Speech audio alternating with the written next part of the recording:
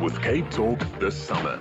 It is 9:32. We're going to be chatting with Dr. Chris Smith, the naked scientist, in a short while via Zoom. He's unselfishly given of himself. He said he'll come in this Friday. Most people don't want to work. It is New Year's, well, nearly New Year's Eve. He's coming to answer some of those questions. So if you have questions about the universe outside or the universe inside, this is an opportunity for you to interact directly with him. Welcome to you, Dr. Chris Smith. It's good to have you back. Good morning and almost Happy New Year. We've just had a question about dogs. I want to get to the dogs. Let's get to Zuki. She's in Big Bay, and she's got a question for you. Zuki, please go ahead. Miss, Happy New Year's Eve. I have a question about carbonated water versus still water. Recently, a lot of my friends are saying that they only drink carbonated water.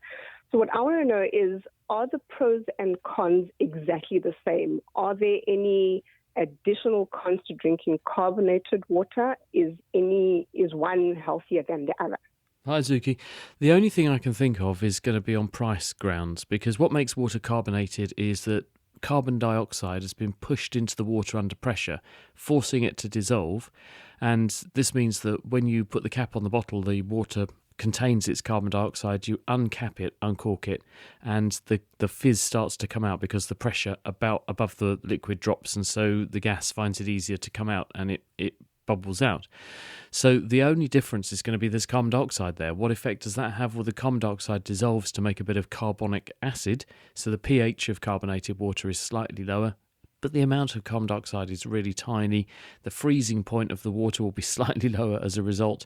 It will slightly erode your teeth more than water that doesn't have carbonic acid in it, because the lower pH will slightly lower the pH in your mouth. But if you've already got a mouthful of bacteria eating your dinner for you, you've already got low pH in your mouth anyway. Your stomach's at very low pH.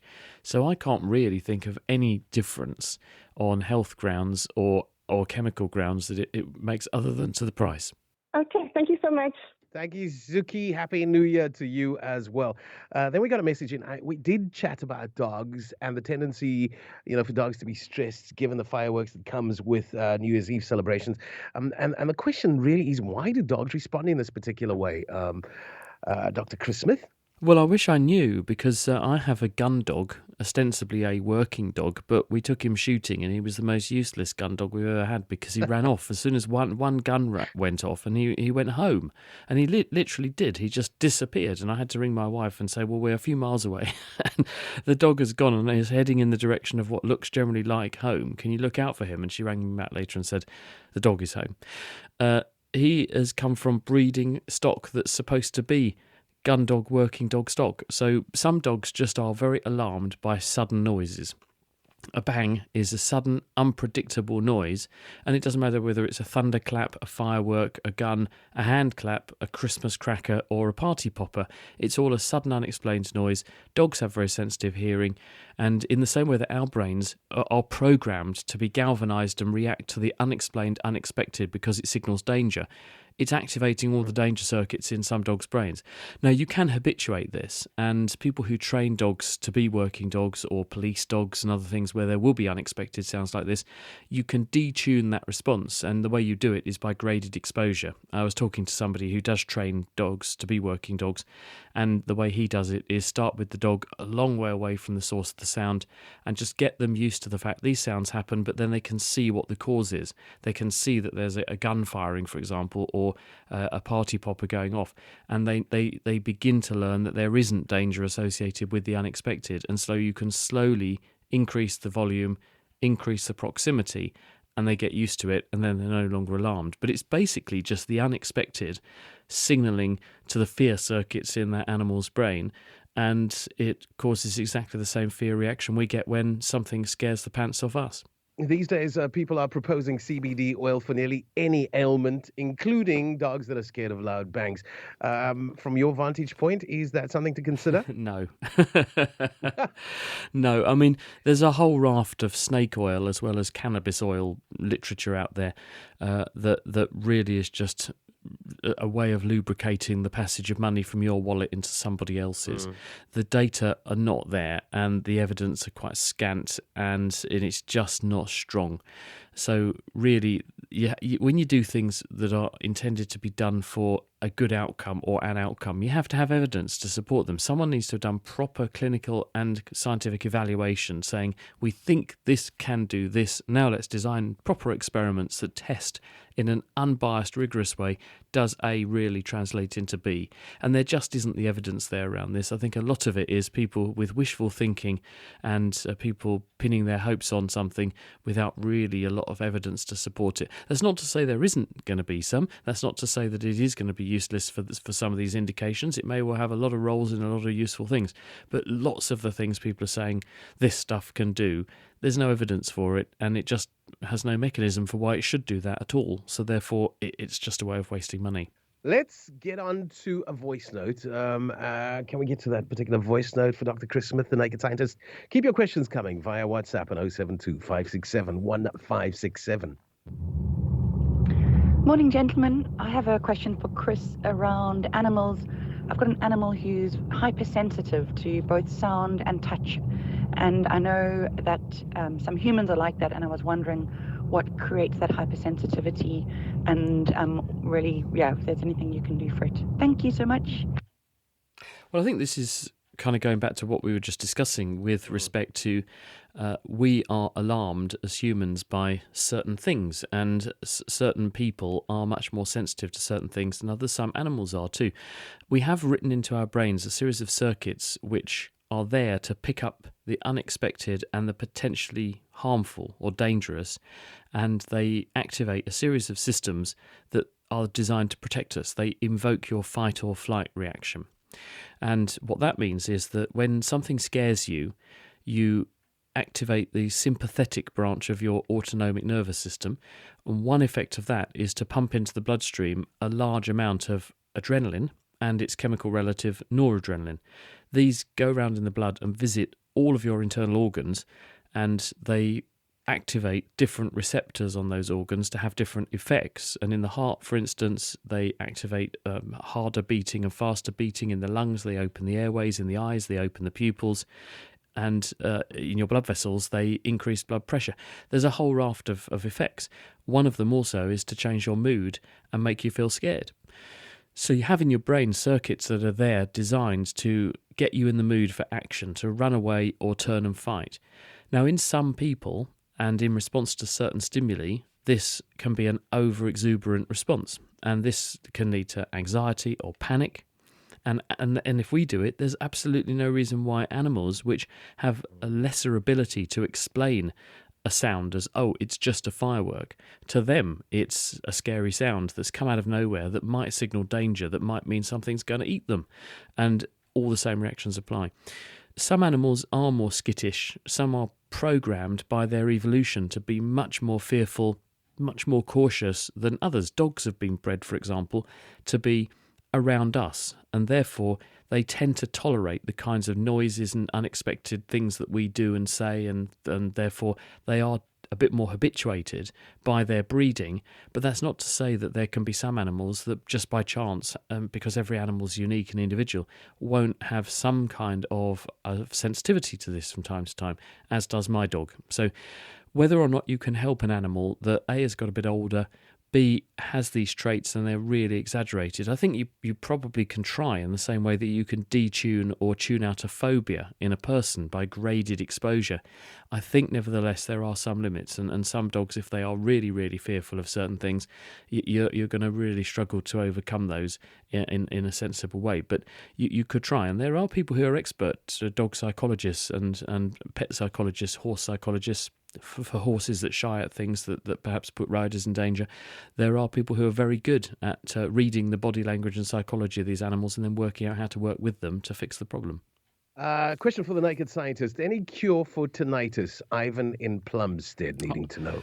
Hello, Ivan. Well, first of all, what is tinnitus? Tinnitus is this sense of a ringing in the ears, a sound, but in the absence of any sound. It's autonomously generated sound issuing from the ear. And people describe whistling noises, ringing noises, banging noises, in some cases quite repetitive mechanical noises, in the absence of any kind of real sound input to the ear. And what unites most people who have tinnitus, apart from getting older, it gets much more common with age. What unites people is often prior exposure to very loud sounds on a regular basis. So people who get exposed to loud sounds in the workplace or recreationally from loud music, for example, it seems to be that it coincides with damage to the hearing organ, the cochlea, which is the bit of the inner ear where you convert the mechanical energy and sound waves into electrical signals that are brain waves, essentially. Now, why should damage to that part of the ear or hearing system translate into you hearing sounds that aren't there? Well, that part of the ear is connected via a series of nerve junctions to the hearing part of the brain where sounds are decoded and their meaning is interpreted. It's the auditory cortex. And one of the features of the nervous system is that it's always listening and tuning in to what signals are coming through. And in the same way that if you close your eyes and you black out your vision, you then start to see colours transiently behind your eyelids because your eyes are amplifying whatever signals are there to try to see something. When you have gaps or missing areas of your auditory spectrum because that part or the region of the cochlea that decodes sounds of those frequencies has been damaged, one theory is that your brain turns up the volume, amplifying the sounds that are coming from the cochlea to try to make sense of what's missing, and in the process they turn up the noise. It's a bit like if you're listening to a weak radio station or a weak radio signal on your radio in your car, and you think, I really want to catch this bit of speech, but it's not a great signal. If you turn the volume up, you also turn up the noise, the hiss in the background. And that's what we think is going on with tinnitus. It's very, very hard to get rid of. We don't know of any way of curing the problem, but what you can do is very effectively manage the problem. And one most important piece of advice is do not focus on it, because in the same way that if you look at something to focus your attention on it, you tend to make it clearer to your visual system and you can work out what that thing you're looking at is by staring at it. If you focus your mind's eye on sounds that are coming in this way, you will amplify them. The brain will focus or tune in on the thing you're trying not to think of. There's a sort of element of reverse psychology. This is really annoying me. I don't want to think about it. So what do? You think about it more. So the best thing to do is to try not to think about it and not to worry about it. And then you can try techniques to mask the sounds. And one way to do that is to play gentle sounds or noises in the background. So you're not in total silence. You're hearing sounds, and those sounds will drench out or mask the tinnitus sounds so that it's easier to ignore them. And as soon as you ignore them, they become less bothersome and you tend to tune them out so they are less intrusive. But they can be very, very distracting, disturbing. They can disturb people's sleep and they can be very distressing for some people. So if that is you, do get some professional help, because people can A, sort the hearing problem out that's at the root of it probably anyway, and that needs sorting out, and B, they can then give you some helpful strategies for how not to have your life pulled apart by hearing these intrusive noises. Ivan, thank you for that question out in Plumstead. Now, we had a conversation about energy drinks and the dangers that they pose. This particular question may be related to that conversation that we had earlier this week. Does energy drinks really give us any energy is the question. They certainly do, because if you look at the side of the tin, you'll see that they are full of sugar, a lot of them. There might be some sugar-free ones, and some are. I mean, I think I've seen them.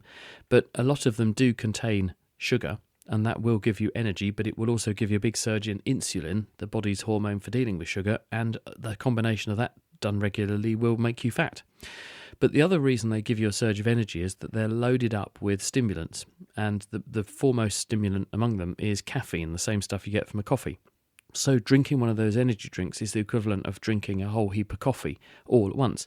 The effect of caffeine is that it increases your body's sensitivity to adrenaline. That's one of its actions, because what it does is it stops the breakdown of the signal in the cell that adrenaline produces, making your cells feel much more active or galvanized, so it increases your metabolic rate. So you are sensitive to your own adrenaline. It's like being wired, literally. The other thing that caffeine does is it inhibits the brain's sensitivity to the build-up of a chemical called adenosine, because as you are going through your day, building up in your brain is the chemical adenosine. And the more of this there is, the more sleepy you feel, the higher your sleep pressure.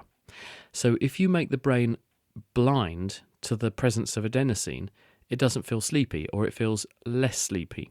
So you will, if you were feeling tired and you take some caffeine, now feel much more awake. So in that way, you feel energized because you're less sleepy than you otherwise would. The problem is that there is no such thing as a free lunch, and you will crash later because your adenosine level will continue to climb, albeit into levels that your brain can't at that time detect. But as soon as the caffeine goes away, which it will with a half-life of I think 6 hours or so, then suddenly you're going to see all this adenosine in your brain again, and your brain's going to say, crikey, I feel really tired, and then you're going to crash out, literally, go to sleep.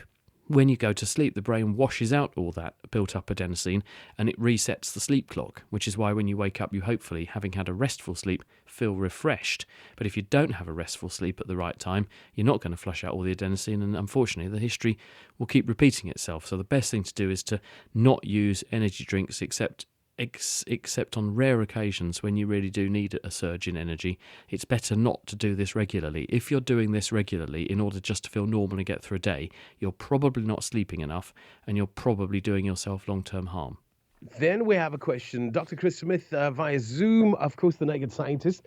Good morning to the doctor. Why does the second cup of tea never taste as good as the first cup? Annette with that question. I'm on my first cup of coffee today, and I find the second cup of coffee is never as good as the first cup of coffee. So what unites those two? Well, probably it's the caffeine, isn't it? I think we've just woken up, you feel thirsty, you still feel a bit tired and sleepy because you've just been wrenched out of bed by your alarm clock to come and talk to Cape Talk. And as a result of that, you need that caffeine because you're also a little bit in caffeine withdrawal because you haven't had any all night, and so the levels have fallen. And so that combination of something that gives you liquid and something that gives you a big surge, that wake up to get you going, because that's what the caffeine will do first thing, because it gives you that adrenaline hit first thing. I think that's why we really enjoy that first slug of something that's a caffeinated beverage. And then after that, you've already got high caffeine levels, and you probably just keep them that way most of the rest of the day, or at least I do. So you don't notice the effect quite as much on subsequent usages, put it that way. This is a question from Tyron. Dr. Chris, we know exactly what electricity is, but without using the words bandwidth or radio waves, please explain what data is. As used for cell phone and other electronic communication. And what do we actually pay for? Asks Tyron. Tyron, what you're paying for is the infrastructure that your provider, the companies that are providing the mobile cell system, have put in. The actual electricity is relatively cheap compared with running all the infrastructure and sending all the signals and all the data processing. How does it work? Well, the mobile phone network uses microwaves, which are a form of electromagnetic radiation in the same way that light is a form of electromagnetic radiation. FM radio is a form of electromagnetic radiation. AM radio is the same. It is like light, so it is a changing, alternating electrical and magnetic wave. So you have a changing electric field, which changes a magnetic field, which in turn produces a changing electric field, and so on. It propagates through space. In order to send information and therefore data that way, because although we discriminate between speech and data, that they are effectively doing the same thing. You're converting your voice into data, or you are going on a web page on your smartphone and requesting data. It's pretty much the same, although they use slightly different sets of frequencies. But the way in which it works is you convert the data into your voice or whatever into a series of binary data.